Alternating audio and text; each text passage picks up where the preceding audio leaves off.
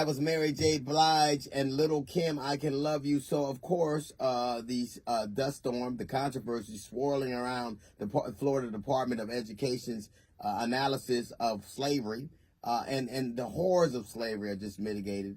And I think the problem I have with this is that you have a white governor in DeSantis and a Latin Secretary of Education who are getting mad at black Republican lawmakers for taking umbrage to their analysis of slavery.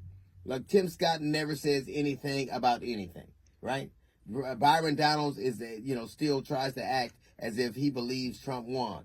He carries the water for the MAGA nut jobs. Mike Pence says something. Also, the few Republicans that are dogmatically MAGA, even they are offended at Ron DeSantis and the Florida Department's education, their analysis of slavery.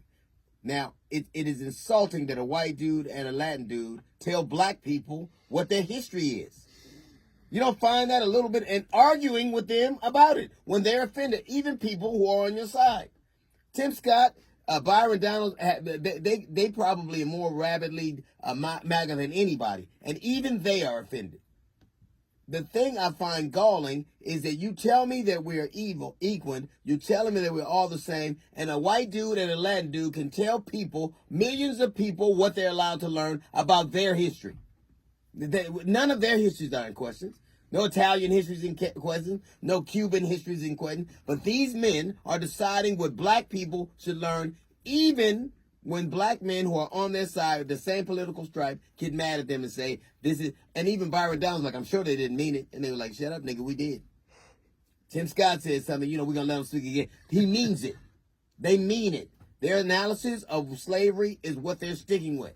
And how dare you do anything to challenge them? Stay in your place. There's often a move on the right to describe people who are of a left-leaning bent as on the plantation, where you're supporting people who literally reconfigured the plantation.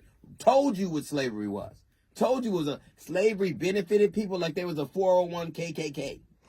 like all of a sudden somebody walked slaves in and they got a benefits package.